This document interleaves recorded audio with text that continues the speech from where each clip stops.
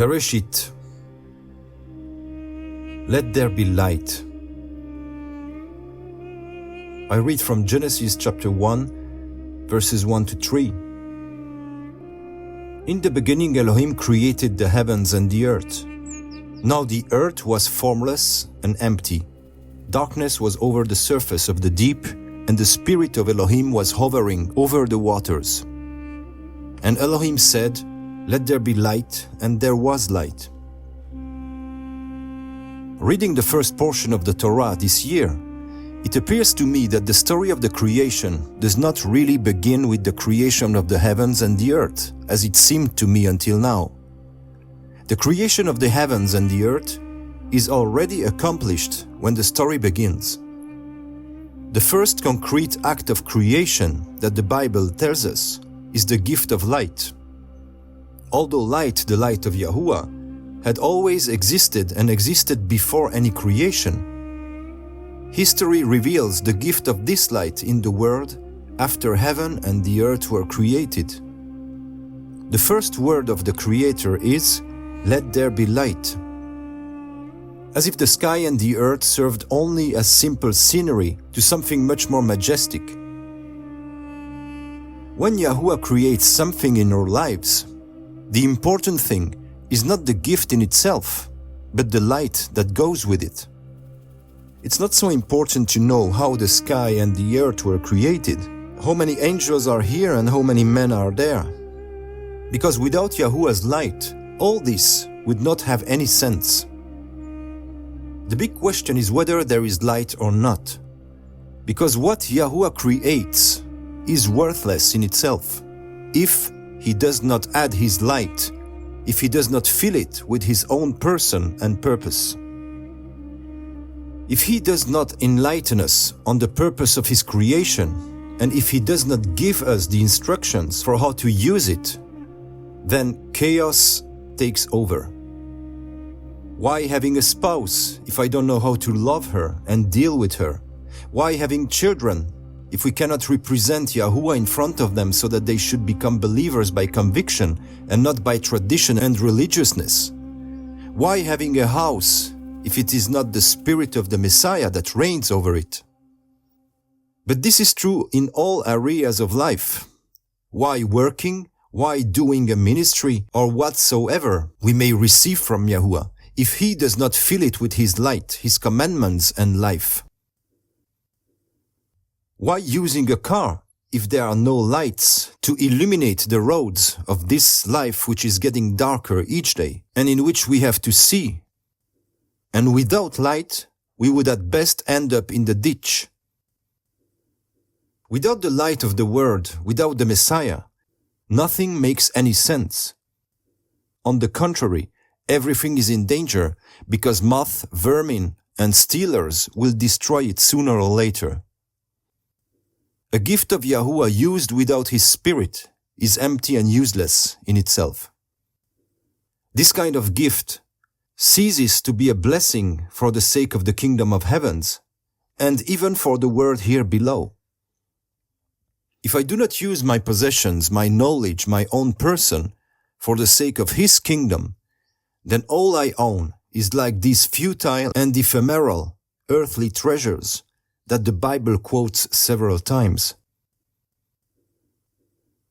Scientists have also known for a long time that light is in fact the most vital and indispensable element in the world.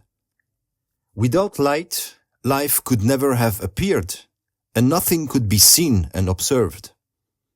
The speed of light itself is a constant that governs almost all the mechanics of physics. In addition, all the information contained in the universe is conveyed by light. Deformation. The first word of the enemy is also carrying a great message. It is interesting to observe how lie actually works. Because in reality, the snake did not even lie. He just deflected the truth. Did Elohim really say, "You must not eat from any tree in the garden"? While He knew very precisely that the ban was only on the fruits of that one precise tree, and no other for the moment. What was his intention when he approached Eve in this way? Well, nothing more than to awaken this naive and warlike human who is in all of us and who loves to play the advocates of the Almighty. He knew that with this sliding of the truth, he was going to wake up this human instinct in Eve who wishes to defend not only its own person, but others, and even the word of Elohim and Elohim himself. I see in this event the same parallel as in the story of the ark brought to Jerusalem by King David, when the oxen stumbled and Uzzah reached out to take hold of the ark and he fell dead immediately. That's the story we can read in 2 Samuel chapter 6. Who do we think we are for wanting to protect the one who is infinitely more powerful than us? We are the ones who need his protection and not the other way around. I myself have experienced many times the deadly consequences of such an act. When I let myself be drawn into endless debates and sterile discussions, I struggled to protect the word of Yahuwah and finally realized that I was the one who had fallen into sin and temptation. Death arises in the form of time loss, the time that I could have devoted to more vital and fruitful things. But my energy had also been destroyed, and Satan won a battle against me. Eve made the same mistake. She allowed herself to be dragged into a vain and venomous discussion instead of going on her way like the caravan in front of the barking dogs. She began to argue, to explain the divine will, and ended up falling into temptation, sin, and even death herself, and the whole humanity with her. Our time, our energy, our thoughts, our spiritual work often die in this way as the consequence of similar faults. We are not even aware of the fruits thus wasted, because we even kill the possibility of seeing them grow. To avoid falling into this trap, we also need the divine light, the spiritual vision, the gift of discernment. When, how, in which situations do we have to answer certain questions? When should we remain silent without even paying attention to provocation? And when should we instead go to the assault because the person really seeks the knowledge and the closeness of the Messiah?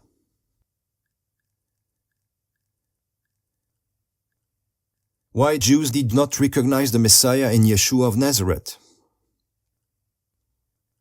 The Haftarah of the week, the prophetic portion, is to be found in Isaiah chapter 42-43, in which we are revealed the reason for the rejection of the Messiah by the majority of the Jewish people.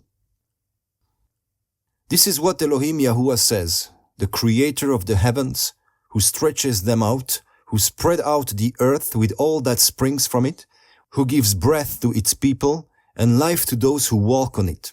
I, Yahuwah, have called you in righteousness. I will take hold of your hand. I will keep you and will make you to be a covenant for the people and a light for the Gentiles, to open eyes that are blind, to free captives from prison, and to release from the dungeon those who sit in darkness.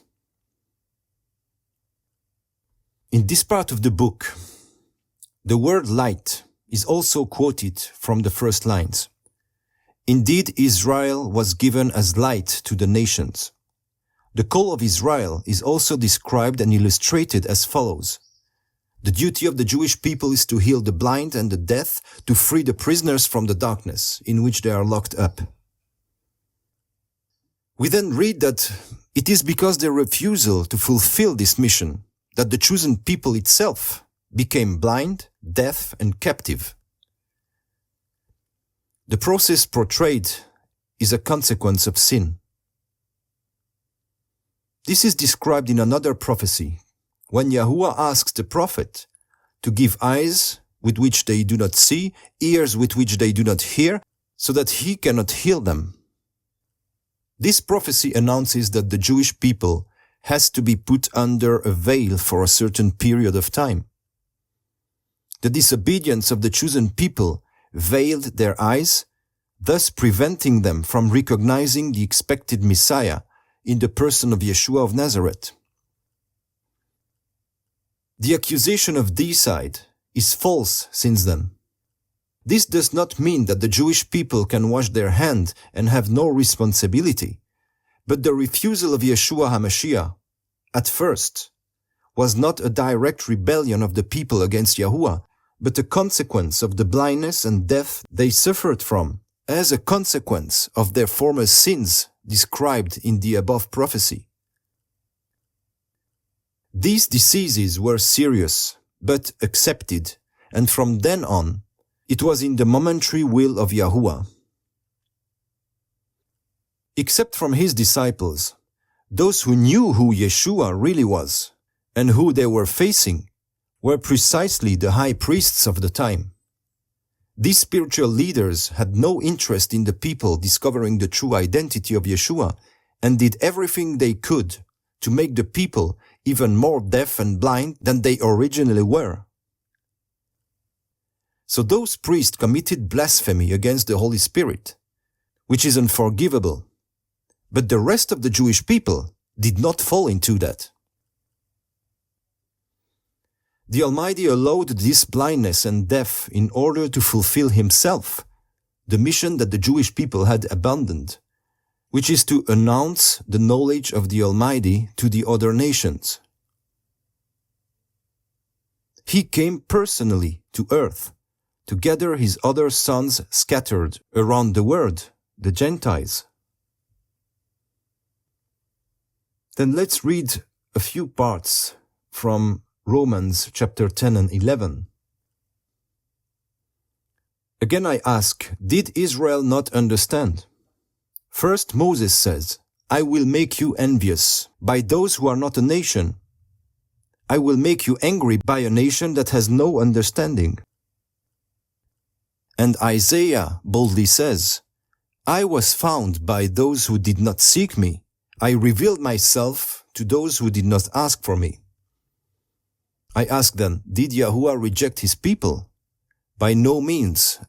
As it is written, Yahuwah gave them a spirit of stupor, eyes that could not see and ears that could not hear, to this very day. As I usually say, and as Paul also tries to make it clear through these verses quoted above, to non-Jewish people, but who also suffer from a very high degree of blindness and deafness, that the initially chosen people has not been rejected, but rather was placed under a kind of quarantine, precisely so that the Messiah could gather them, the non-Jews, into his kingdom. Many of us know and feel that this period is nearing its end, because in fact we are not living in the period of Bereshit, of the time of the beginnings, but indeed rather in the period of Besof, that of the last times, and within which we are even living the last minutes, when the veil mentioned above, that is to say the blindness, the deafness, and the millennial slavery of the Jews, is going to end very soon, when they will recognize the Messiah in the one whom our ancestors sent to be crucified on Mount Golgotha.